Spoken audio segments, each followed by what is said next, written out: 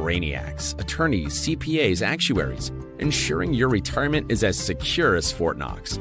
Oh, did we mention the free consultations?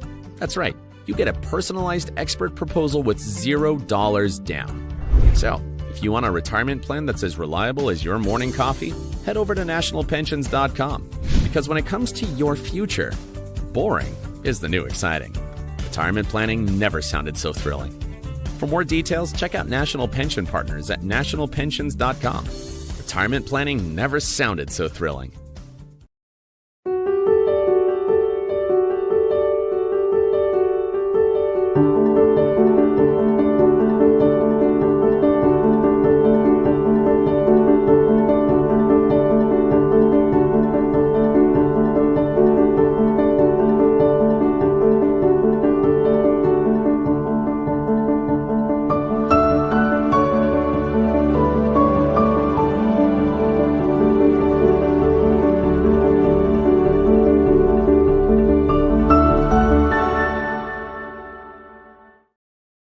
Hello, everybody. Welcome to Economics with the Honorable David M. Walker. I'm Nick Palladino. I'll be your moderator for today. And today's show, we're going to look at this book, How Countries Go Broke, The Big Cycle by Ray Dalio. It's a pretty interesting book that I had to pick up when I was at the airport traveling around, I think in Tampa somewhere. And it's pretty eye-awakening because it may mention what's happening to the United States. And we know that the big, wonderful bill was just passed, and I think underreported. They said it was like 3 to 5 trillion over the next 10 years. But that's just this year. Remember, Trump has 4 more years.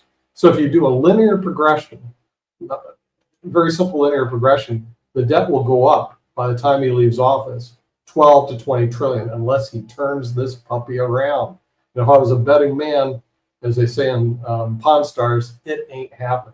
So what does it mean to the United States? How about this new debt load, a debt of 48 to 58 trillion dollars when he leaves office? And that's what I think on a linear progression we're going to see. But there's somebody who has better insight this than I do because he lives in the Washington, D.C. area, the Honorable David M. Walker, the former Comptroller General of the United States, who thought the debt was out of control when it pushed over $1 trillion, but look, it looks like we're heading toward maybe 100 trillion. So, David, I think the media really underreported this. I mean, if you just do a linear progression, I know Americans are math challenged, really, seriously.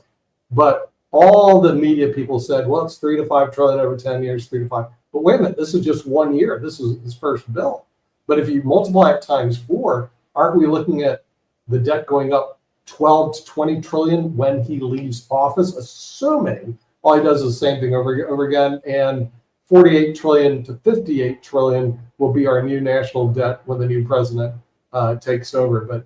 But please tell me that I'm wrong and that I think that it ain't going to happen, but this is what I'm looking at. All right, first let's talk about what the estimates are with regard to the impact of the One Big Beautiful Bill Act, which some people call the Big Budget Buster Act, but reasonable people can and will differ on that. First, the estimates are over 10 years.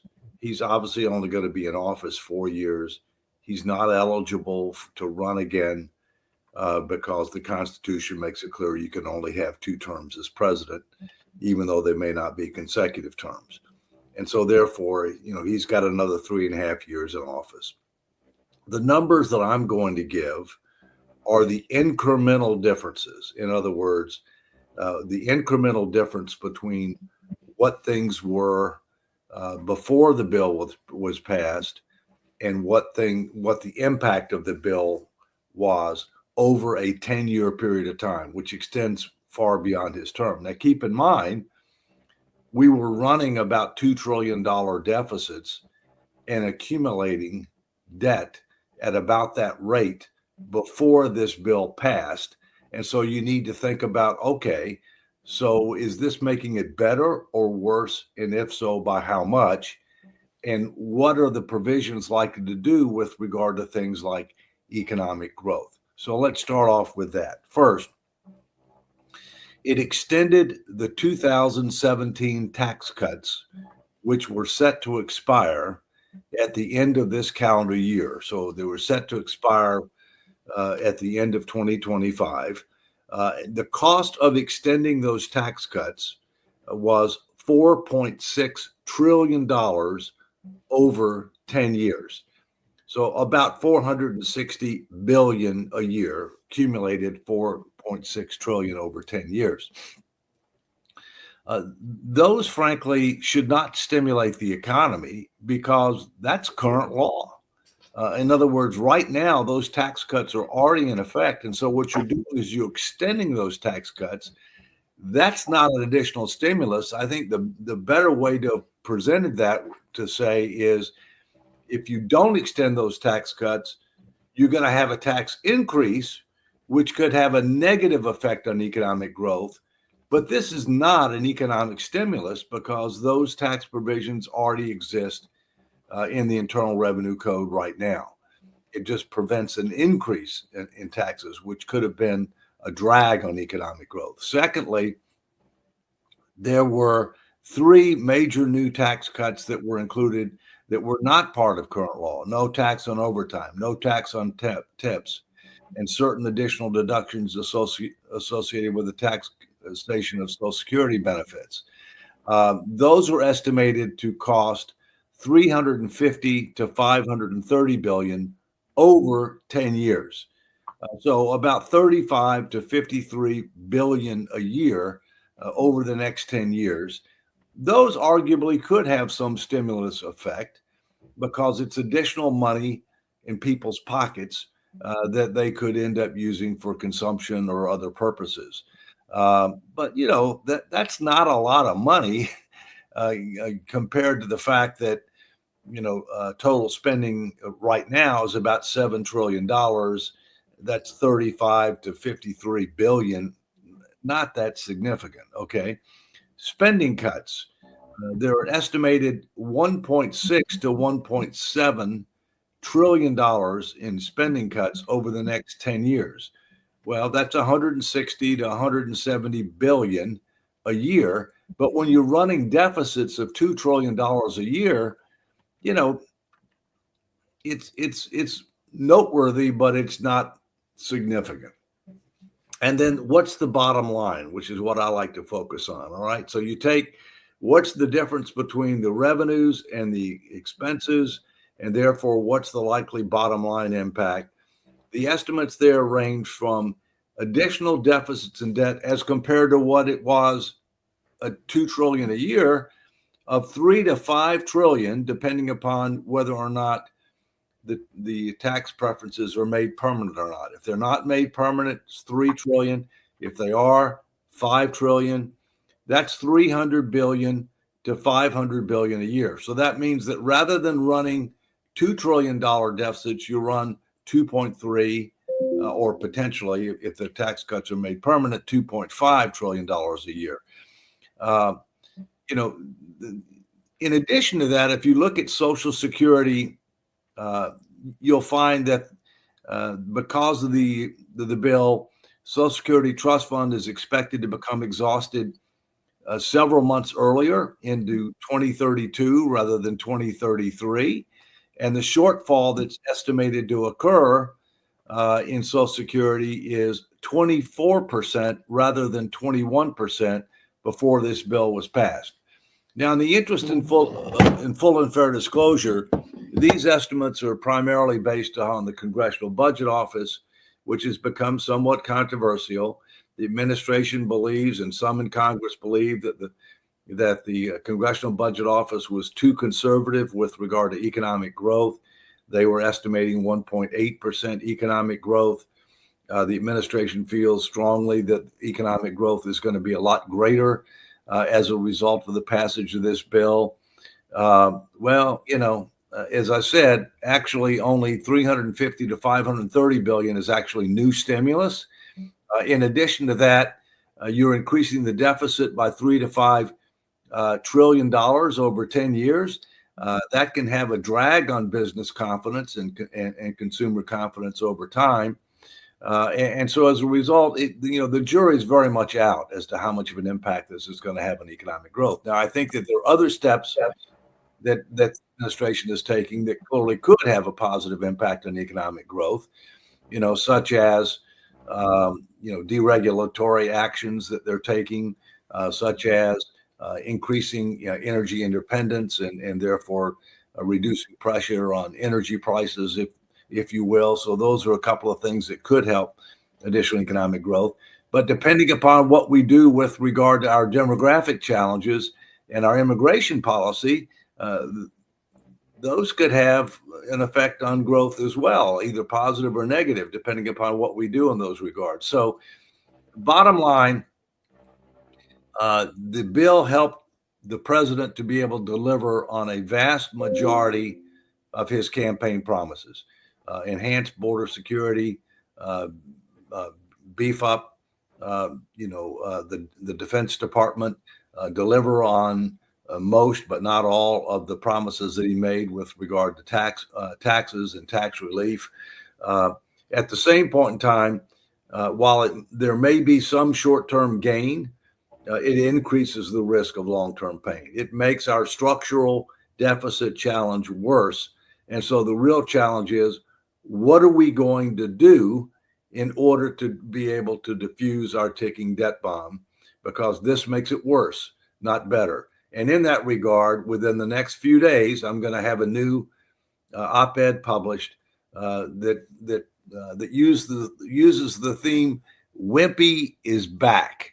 And what I mean by wimpy, well, those of you that are a little bit seasoned may remember the Popeye cartoon series, where one of the characters was Wimpy, and Wimpy was always saying, "I'll gladly pay you Tuesday if you give me a hamburger today." And to me, the One Big Beautiful Bill Act is very reminiscent of that saying, because Congress ended up passing what the president wanted to give him what he wants today, but it did little to nothing to be able to diffuse our ticking debt bomb, and said, "Oh, we'll get to that on Tuesday." The problem is Tuesday never comes. Okay, but our panel has come from around the world. Before we get into that, I just got back from Budapest, Hungary, and I was reading about the tax structure there, which was very interesting. For years, if you were of noble birth, you paid no taxes. You didn't even pay tolls. I'm serious. That was the law. If you were a serf or a tradesman or from non-noble birth, you paid taxes. And of course, the Hungarians, they really didn't like that. And the reason I'm saying this, if you look at the new bill, my brethren tax attorneys are already lapping this bill up because, first of all, as you know, Blake loves Oz, the wonderful world of Oz, because it allows people to sell their businesses and pay no capital gains taxes. So, or get out of stock positions with no capital. But they've now added another one. And this new one you'll find very interesting.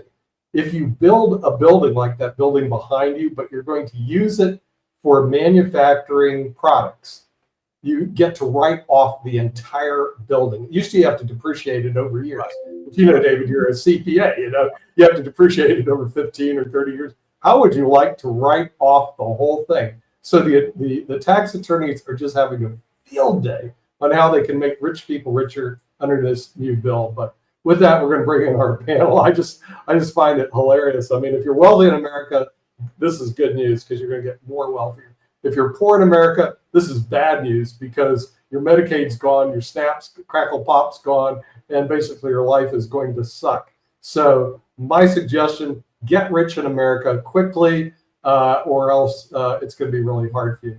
We're going to bring in Sharif from Bangladesh to hear what the Asians have to say about this.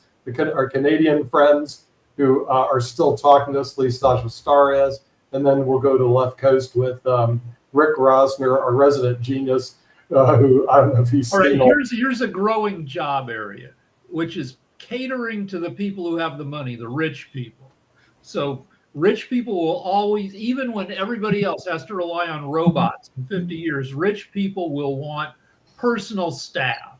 So learn how to get on your hands and knees and be a coffee table for rich people. And you could probably earn $25 an hour doing that in 2030. Well, actually, there's a whole industry called family offices that have developed that if you're an accountant or you're a tax preparer and you want to work for a family office, what happens is that your goal is to find all these strategies to drive wealthy people into so they can minimize their tax liability. Because I can promise you, their biggest budget item, as much as people want to say, oh, poor people pay taxes. No, the biggest budget item wealthy people have is the federal income tax, unfortunately. And it is what it is today. So this one is a big relief program for the 1%. So the 1% who are smart enough to take advantage of it will do so and stay in the 1%. But there's a group of them, I'm telling you, because I used to work with them every day, that won't take advantage of it. They're going to fall into big tax liabilities. But the tax code is not simple. Every year, the book comes out every year of this year's tax code. It's about this thick, right? And thicker, much thicker. Okay, I saw my dad's. He was a CPA in the 70s. They were this thick in the 70s. Maybe they're this thick now.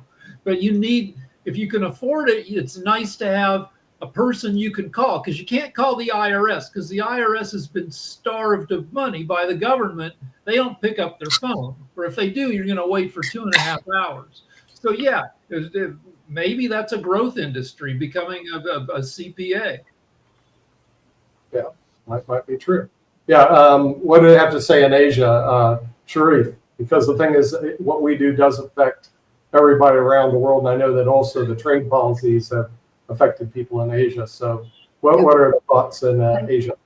Yeah, thank you. This is very interesting discussions, and I think our audience, I already share your today's dialogue, is very much interested about USA, country like Bangladesh, Vietnam, India. Everybody has strong engagement with US economy. So I get a summary like the Trump administration's tariff and all of the things impact in Asia. So as the tariff delay, what we saw the immediate effect, that survival windows for exporters. On the other hand, is the policy has some sort of uncertainty. So country like Bangladesh, Pakistan, India, everybody actually struggle with this particular point. If today's speaker, Mr. David Walker, discuss more on in tariff issue, this will be interesting. Deal and penalties. What we are observing, shift in the trade flows, compliance burdens, many things happen in USA. So it's actually continued the fragmentations in supply chain in Asia. Like example, Bangladesh has strong engagement with our garments industries. So our supply chains and all of the things have some lot of uncertainty. Market reactions, we find that in Asia, elevated volatility and capital outflows, and currency pressures, inflations heavily happening in Bangladesh or in Asia.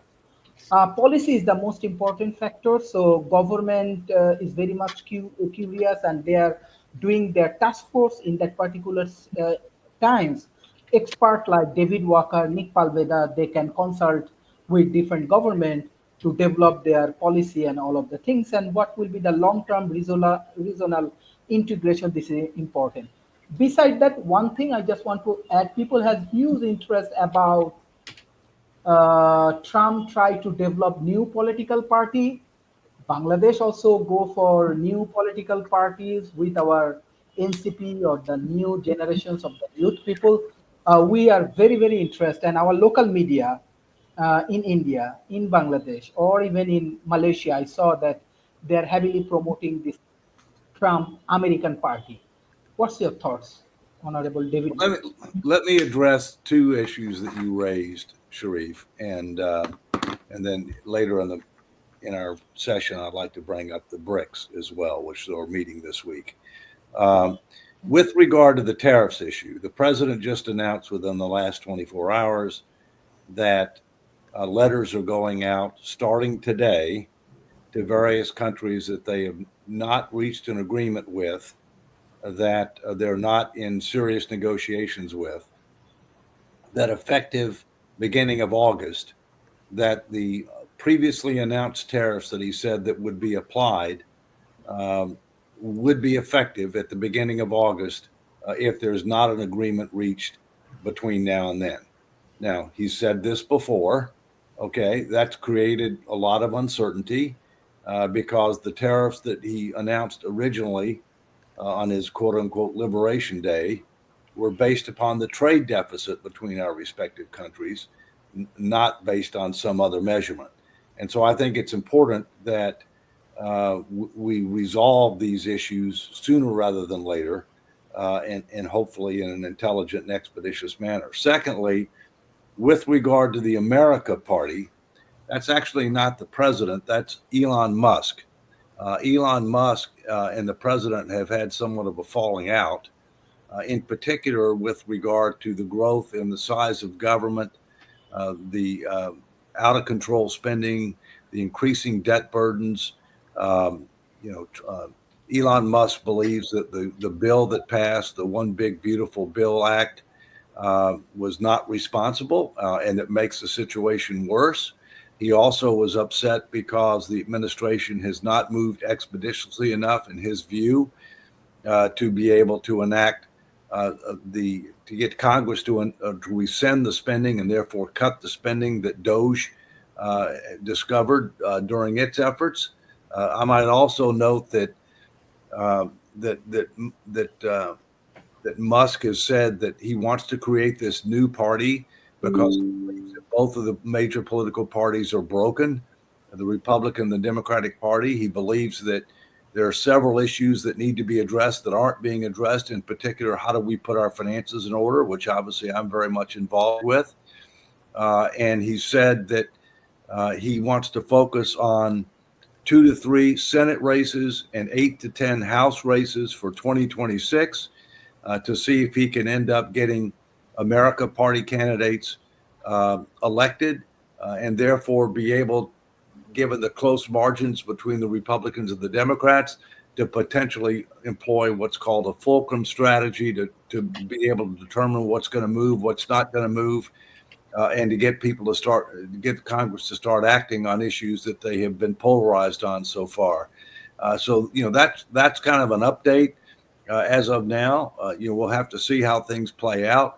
But I think, as we all know, people don't like uncertainty, including businesses. And while the One Big Beautiful Bill Act has now been passed, and so that uncertainty has been eliminated, in particular whether or not the tax cuts would be extended or not. The tariffs are still a major uncertainty that needs to get resolved, hopefully sooner rather than later, and then we can come back to BRICS. But go ahead. So how much less could we pay in interest on our debt if we could convince the world that we're not a bunch of crazy people? Like with the yeah. Look, I mean, Trump is putting a lot of pressure on the chairman of the Fed to try to lower interest rates, and the chairman of the Fed has resisted that pressure, in part because of differences of opinion on what the impact of this new bill will have on economic growth. And in addition, because of the uncertainty that is being created by the tariff situation and what the impact that might have, not just on economic growth, but on inflation. And so I come back and say, look, there's absolutely no question that during the Biden administration, the Fed kept interest rates too low, too long, in the face of the facts. And now what Trump is saying, well, they're keeping rates too high, too long, based upon the facts now. The big differences of opinion are what's the impact going to be on economic growth and prices, given those two issues that I mentioned. I will say this, every major Fed chairman, every head of GAO, every head of OMB, every head of the Congressional Budget Office, every Treasury Secretary has said that this country is on an imprudent and unsustainable fiscal path. And that has not changed as a result of the adoption of this bill. And therefore, the real problem is not the Fed. The real problem is the Congress and the president working together to start putting our finances in order. If we do that, then I can assure you that the Fed would probably be more reasonable with regard to this matter. But look at it this way. I mean, here's part of the problem we have, Rick. You know, we're running deficits of $2+ trillion a year, right? But a lot of our debt is financed fairly short term.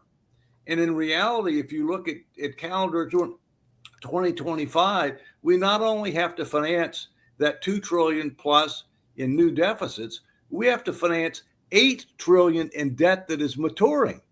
Okay. And to the extent that that debt was issued at a lower interest rate, then that means that we have to end up paying the incremental difference in interest costs because the interest rates have gone up. And so you can calculate the numbers for every 1% difference in interest rates, okay, on let's say $30 trillion of debt held by the public, because that's probably close to where we are now after the debt ceiling has now been raised by $5 trillion. You know, you got $300 billion. That's real money. And our fastest growing expense is interest, for which we get nothing. And the second largest line item for expense is interest. The only thing that is bigger than interest is defense. Okay. Well, here I looked up if we can grow our way out of it, because like the Depression, we tried all sorts of stuff after the market crash in 1929, and some stuff worked a little bit, but what really pulled us out was World War II. World War II, right. So, but we don't want another world war. So you look at AI, well, AI, which is predicted to double the world's GDP. But I looked at the impact of the U.S. on the U.S. It's not that great. And for every, extra economic oomph AI gives to the U.S., it also screws us a little bit by getting rid of jobs. So we can't grow our way out of this. Look, the truth is, Rick, anybody who says that we could grow our way out of our fiscal challenge would flunk math. It's as simple as that. The numbers don't come close to working. Do we want pro-growth policies? Yes. Can growth help in trying to reduce our debt to GDP? Yes. But you can't just grow your way out of the problem. You need pro-growth policies. You need to reduce projected spending, and you need to increase projected revenues. The public supports about a 3-to-1 ratio of spending reductions to revenue increases. The problem is primarily a spending problem, but not exclusively. You can't solve it just through cutting spending. You can't solve it just through raising taxes. Everything's got to be on the table, but not everything is equal. Some things are more important than others. Some things only the federal government can do. You do need a solvent, sustainable, secure social safety net for those that are truly in need, but we've gone way beyond that. Mm-hmm. Yep.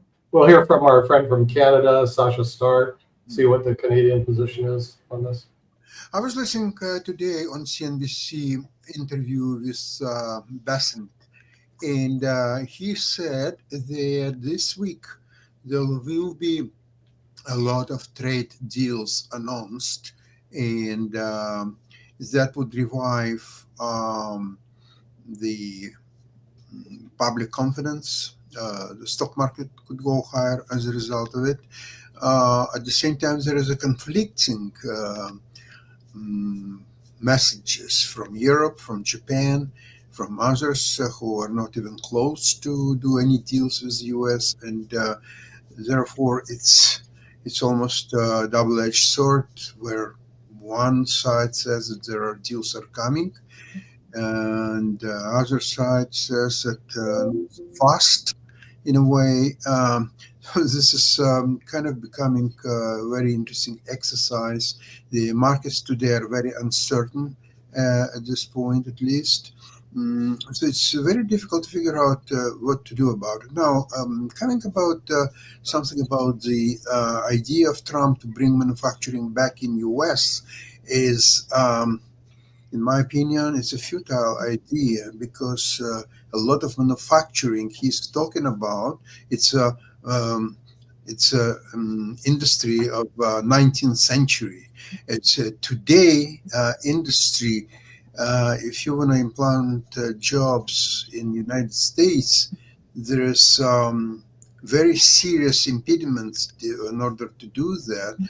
Even the workforce of U.S., most of it is not equipped with knowledge, experience to do today's jobs as they are. So in a way, Trump is bringing U.S. back to old manufacturing jobs of yesterday's. And I don't know how it will affect overall economic performance of U.S. It's not going to go really far. So this is kind of, I had this discussion with a friend of mine, very knowledgeable economist, just a couple of days ago, and he's saying that this is unbearable situation where there is no straight way forward for the U.S. to alleviate all the problems that it's dealing with now, starting with deficit, bringing jobs back to U.S. and so on. David, I would like to know your opinion. Sure.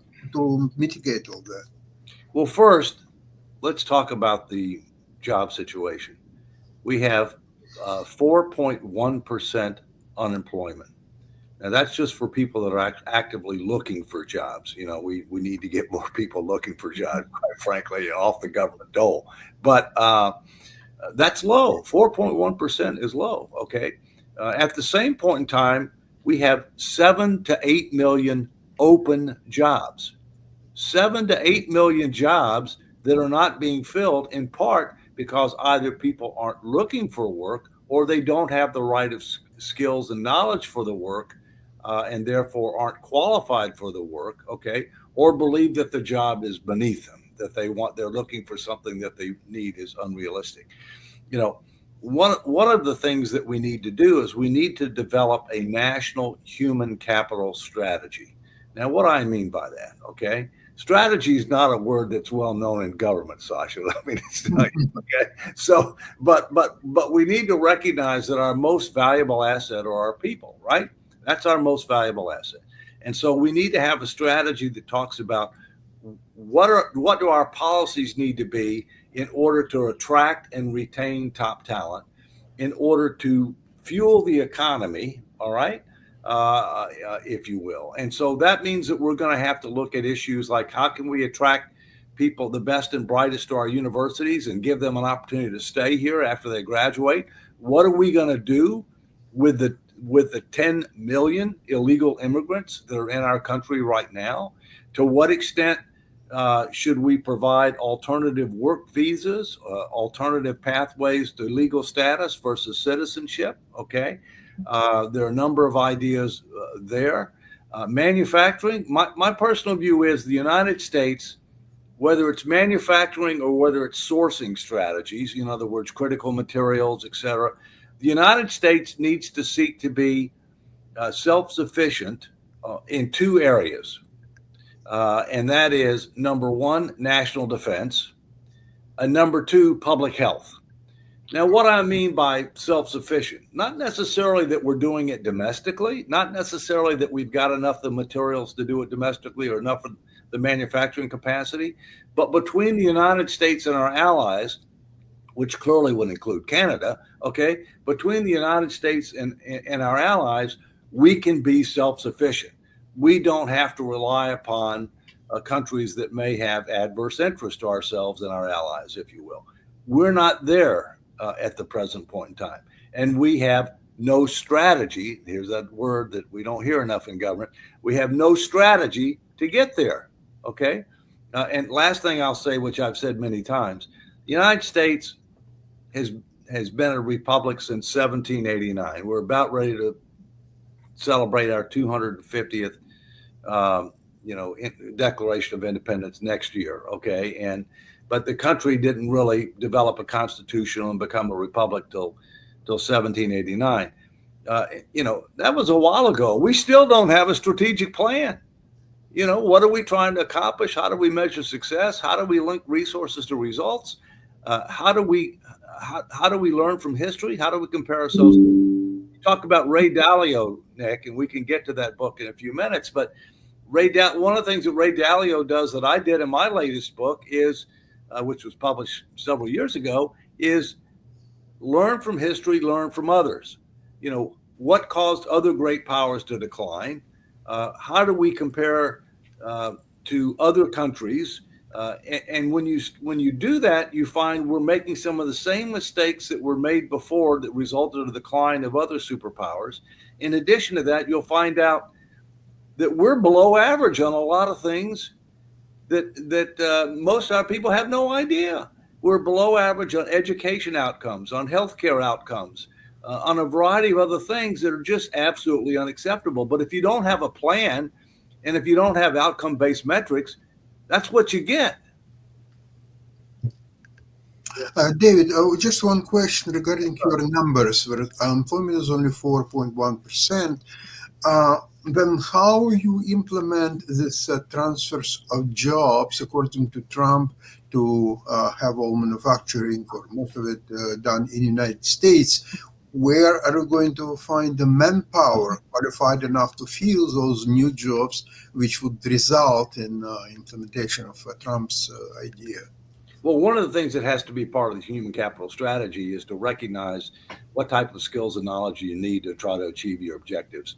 And in many cases, people have always said in our country, well, you got to go to college, and if you don't go to college, you're not going to make it. That's not true. Okay, we have not done nearly enough.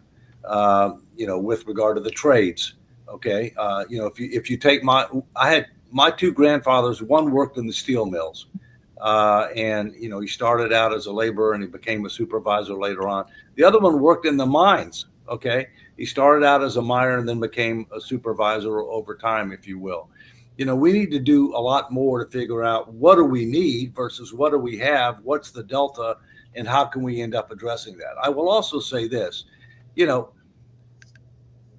in some cases, it's not realistic, for us to be able to think that we're going to be competitive in certain industries. Okay. We need to focus on the critical industries. We need to do what we can to develop the people with the skills and knowledge to be able to deliver on that. But let's take an example of textiles. Okay. Textiles, it's going to be tough, if not impossible, to be competitive on textiles. Because you have to consider labor costs, you have to consider environmental regulations, you have to consider,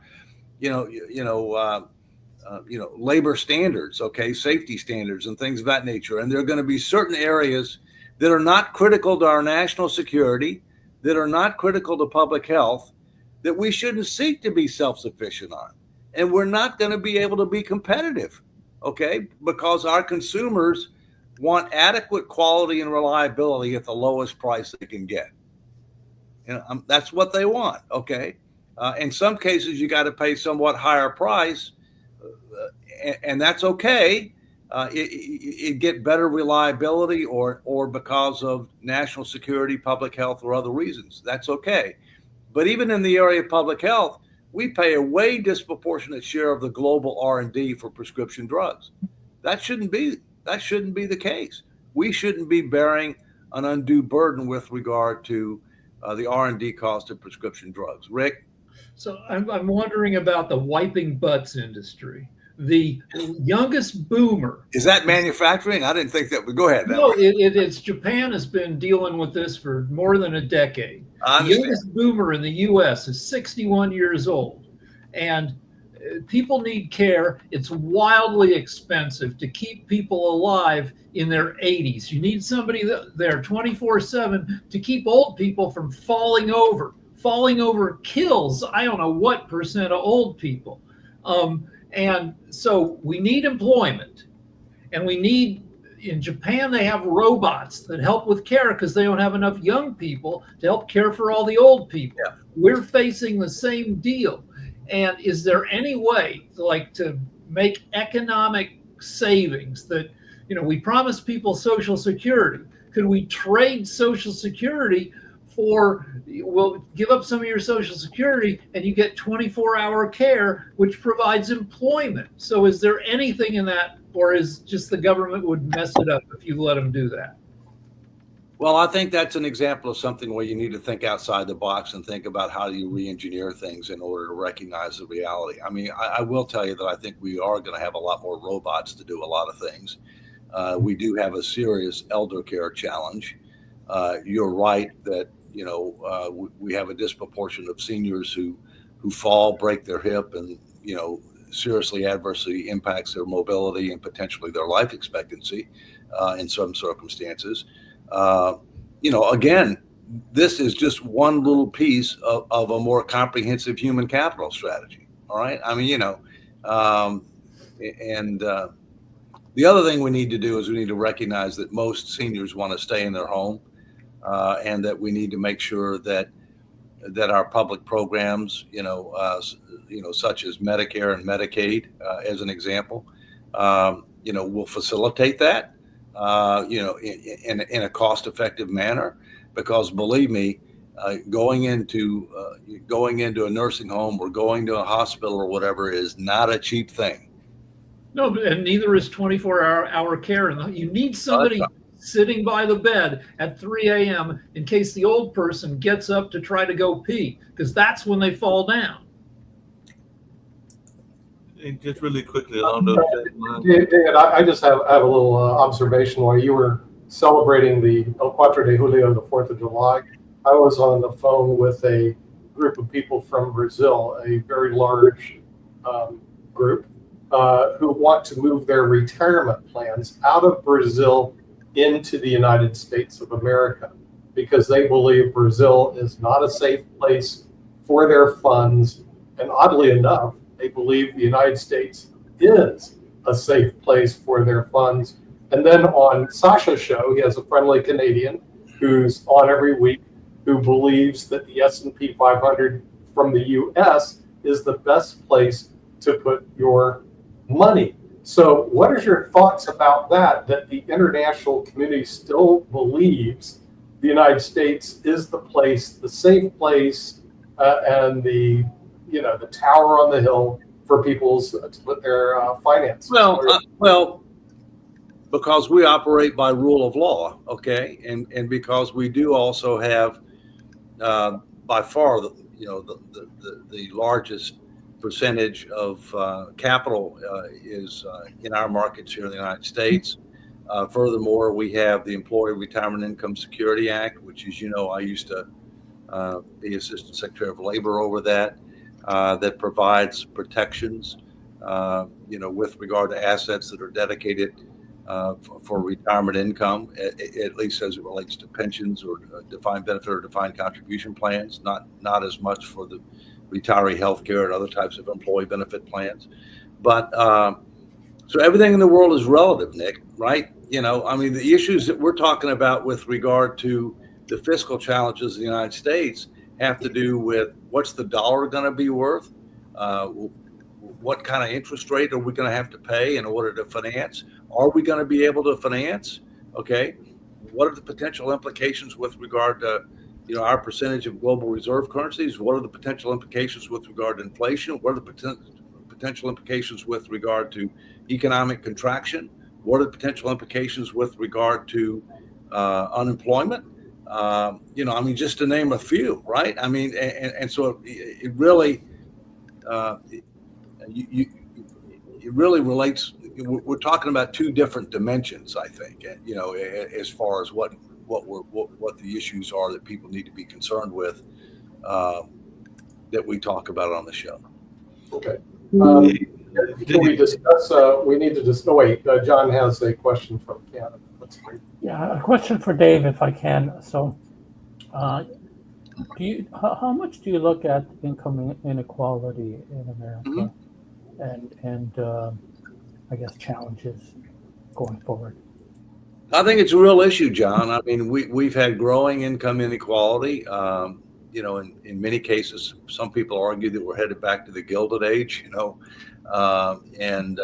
Teddy Roosevelt, who's one of my favorite presidents, who was viewed as progressive, had a different intent back then than it does now, the term progressive. But he did a number of things to try to break up the trust and to try to be able to address that issue.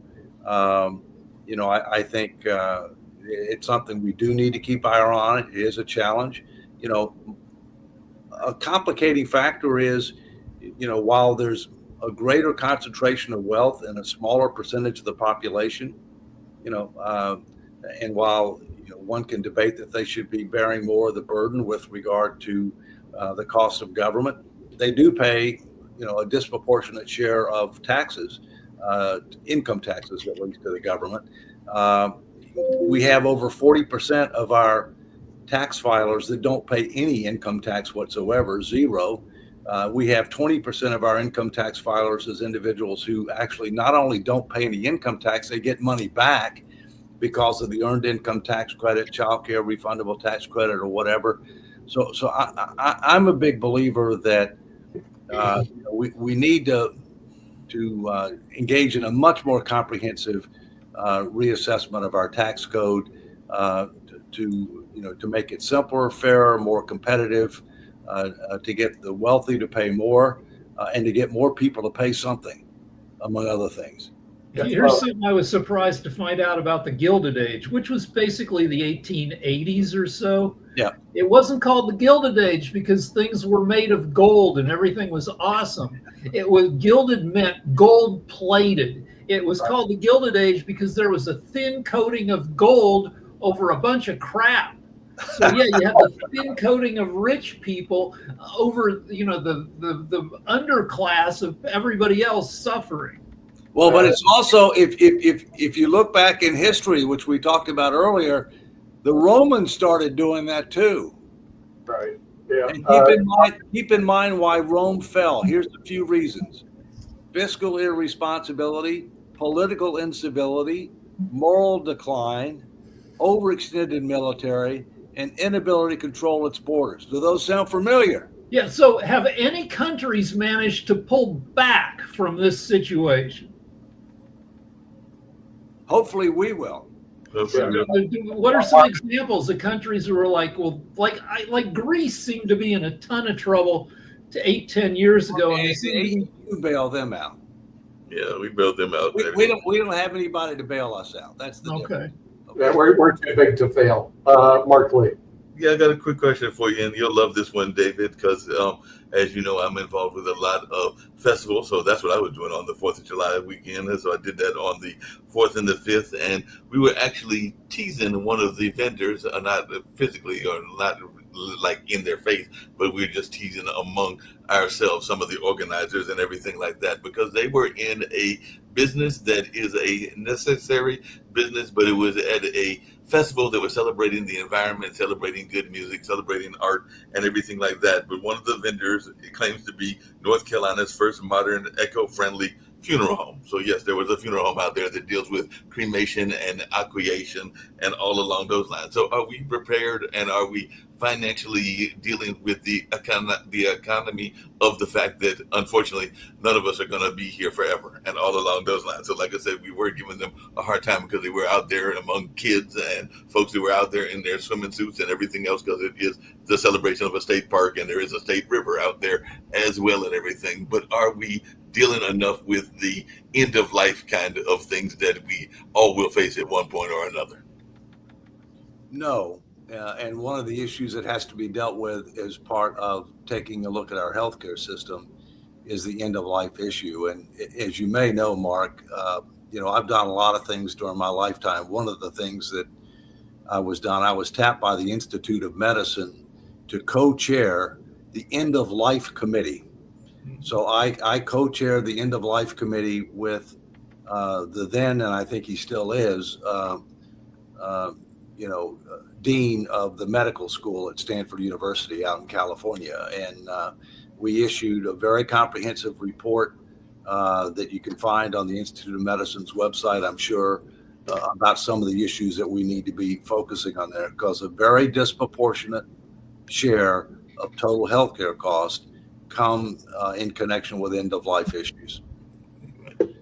And unfortunately, a lot of people don't even have that in their plans. A lot of people don't even have a will or other things in their plans and all along those lines, which is why I brought it up and everything. But it was interesting seeing the kids, even kids going up there asking, what are y'all here? Because the organization has a interesting title there called Ends Wales or End Wales or something like that and everything like that. But we do have a question from a listener as well. So Michael Edelman says, what becomes of fiat gold and crypto in the newly emergent AI post-truth world? What is the true truth and more truthful coming forth and going forward? What is noteworthy, trustworthy, and praiseworthy? What is meaningful, truthful, and useful? So, and I guess they're asking about the whole notion of crypto and amid capitalism and communism, the opposite and complementary side of the same clip coin issued by the same central bank. So it looks like they're asking about crypto. Well, I attended a conference in Washington, D.C. 2 weeks ago, which was talking about stable value coins, of which crypto is a sub element of that. And I was interested in attending for two reasons. One, how might they play a role, crypto, in connection with micro investing, meaning for individuals, okay? And then secondly, how they and stable value coins in conjunction with blockchain technology, et cetera, play a role with regard to macro issues such as alternative reserve currencies. I'm going to be attending a dinner with an unnamed billionaire later this week, who I expect is going to be interested in continuing those conversations. And as I mentioned earlier in our segment here, the BRICS are meeting on July 6 and 7 this week, and they have been engaging in ongoing discussions about the possibility of creating an alternative reserve currency to the dollar that would be backed 40% by gold, 60% by a basket of other currencies, and now a new element has been raised, and that is the possibility of a stable value coin as being one of the items that could be backing that currency. It's my understanding it is going to be a subject on the agenda this week, but it's also my understanding that they don't expect to make a major decision this year, but next year's meeting, which is 2026, I believe is going to be in China. They've targeted it as a key date to really focus on this issue. And that's something that I think we need to pay more attention to. So how do you get Americans to come together to make changes and become more fiscally responsible? So we had two big get-together moments in recent history. One, World War II, we came together. Two, 9/11. America came together to support the president. Bush's approval jumped to 95%, but we didn't really do a lot with it. And then we had a big get-together potential moment with COVID. Didn't work. We split apart. Well, first, Americans tend to come together in crises, whether it be an international crisis or whether it be a domestic crisis. There are some people in this town, and I'm not in Washington, but I'm close to it, that believe that Congress will not act in connection with our fiscal challenge until there's a debt crisis. And I reject that, because if we wait until there's a debt crisis, meaning a crisis of confidence in the ability of the U.S. government to put its finances in order, in my opinion, that will be accompanied by a global depression. And I personally don't ever want to see a global depression. And so I continue to push for what I call Plan A, which is what do we need to do to avert that? While at the same point in time, we can talk about what we would do if that happens, which is to me a Plan B, and you never want to have to get to Plan B. I think the other thing you have to keep in mind is we now have a republic that's not representative of nor responsive to the general public. We have too many career politicians whose primary objective is to get reelected, focusing on the next election rather than the next generation. We have a great ideological divide. Too many of the Republicans are to the far right of center. Too many Democrats are to the far left of center. The margins in the House and the Senate are close. So one side doesn't want to give a victory to the other side. Every election is about who's going to control. There's a huge difference between whether or not you're in the majority and the minority, especially in the House, but in both houses of Congress, it's the case. And the other thing that I've noted since I've done citizen education engagement in 47 states, DC, plus a couple of U.S. territories, is that people are a lot smarter than the politicians realize. The politicians don't tell them the truth. They don't tell them the truth, okay? And if you just give them the facts, tell them the truth, help them to understand what the adverse consequences are if we do nothing, the benefits of acting sooner rather than later, solicit their input, present things in a comprehensive and integrated fashion, you can get agreement. And that's why I believe very strongly that we've got to have a constitutional amendment that will force Congress to make these tough choices on a recurring basis.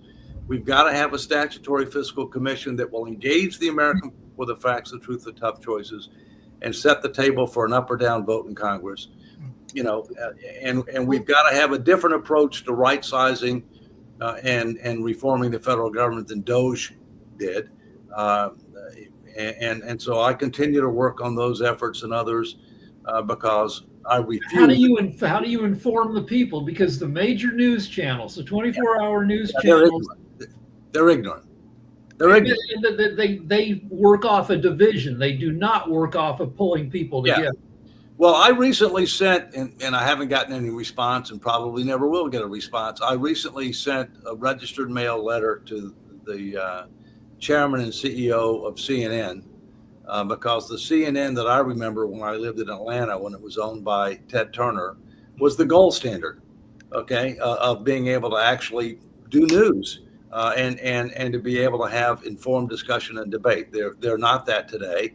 And I sent him a letter suggesting they need to return to that because their market share has plummeted and their objectivity has taken a major hit.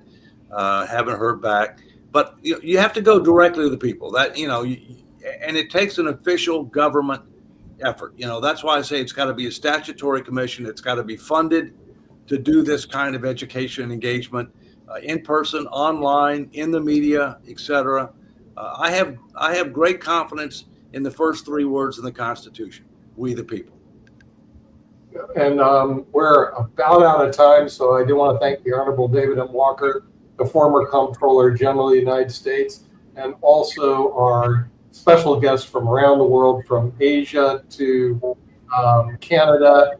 And we'll be discussing this next week, of course, on economics with the Honorable David M. Walker. And hopefully we'll still have our country around because people still are investing in the United States, David. I mean, I get calls, hey, they want to come here. They want to put their money here at least. So I'm good to go. All right, we'll see you next week. Great. Take care. Thank you.